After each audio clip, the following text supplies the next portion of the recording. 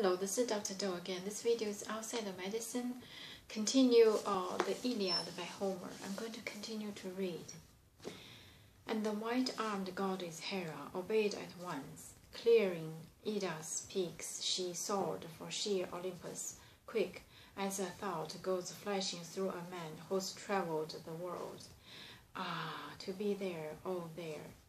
As his mind swarms with journeys, fresh desires, so quick in her eager flight, flew noble Hera now, and scaling steep Olympus went among the gods, the immortal powers. Throwing Zeus' house, they all sprang to their feet at the sight of Hera, lifting cups to greet her, crowding round the queen. But she passed the rest and took a cup from Themis, flushed with beauty, who ran to meet her first and hailed her now with winged words of welcome. Hera, what brings you back? You look so harried. Oh, I know it. The son of Cronos has terrified you, your everlasting husband. Please, Themis. The white-armed goddess Hera answered firmly. Do not ask me to go through that ordeal again. You know his rage yourself. So rigid, unrelenting, but you keep on presiding over the gods. Themis. The feasting in the house, you'll hear it all, and with you all the immortals. What a chain of disaster Zeus bring to light. Nothing to lift all spirits alike, I warn you, not among men, not among gods, if one's still left, who wants to feast, his heart at peace these days. With those bleak words, Queen Hera took her seat. The gods looked grim throughout the halls of Zeus. She smiled with her lips only. She forehead furrowed over her dark brows, as her anguish rose, and she addressed them all. What fools are we, storming against Zeus? We are mad, and still we engage him, trying to block his way with a word or show of force. But there he sits, off and away, with never a care or qualm for us, claiming that he among the deathless God on high is first in strength and power, now in the world is revel. So each of you here must take what blows he sends. Why, Ares, I gather, has just received his share. His son is dead in battle. His dearest son, Asclepius, doesn't invincible Ares claim to be his father?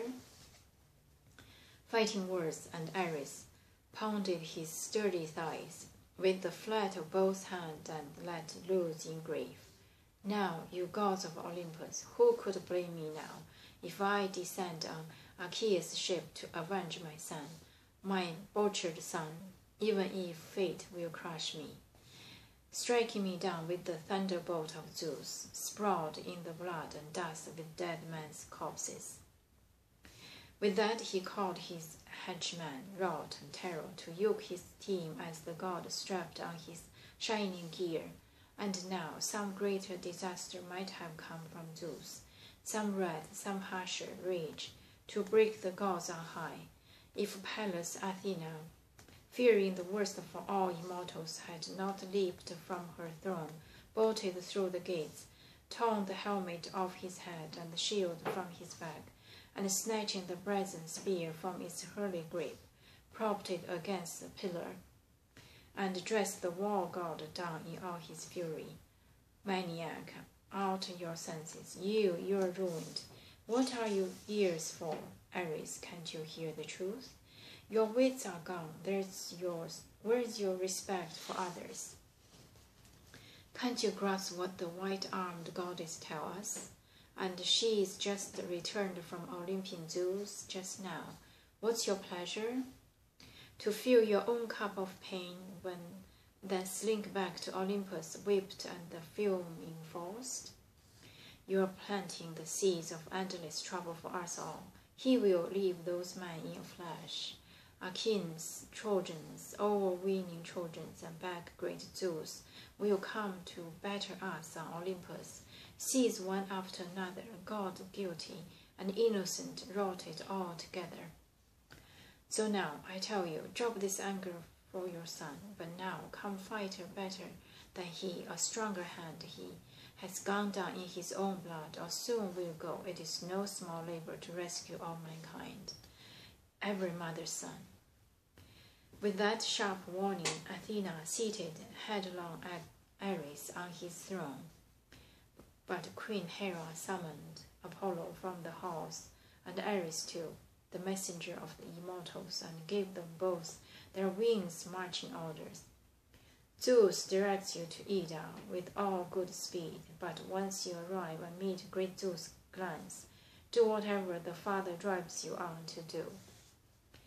And with that command, Queen Hera strode home and regained her throne.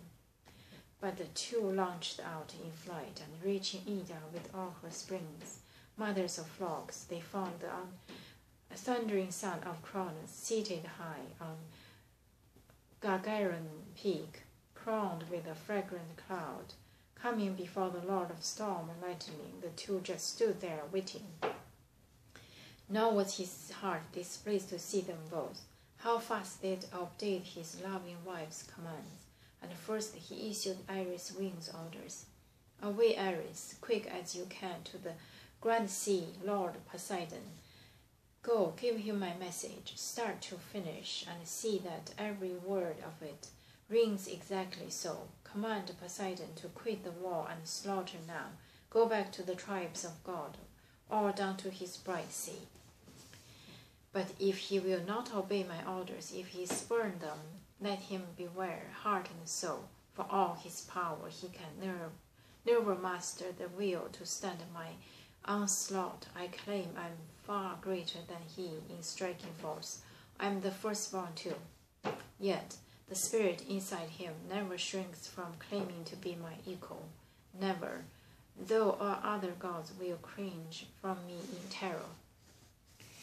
The Ares, riding the wind, obeying his orders, swooping down from Ida's peak to sacred Troy, like the snow or freezing hail that pelts from the clouds. When the north wind, born in the clear heaven, blasts it all, go in an eager rush of speed, the wind swift Ares flew and stopped beside the famous god of earthquakes. Calling out to him, "Here is a message for you, god of the sea, blue man who grips the earth. I speed this word to you from storming Zeus.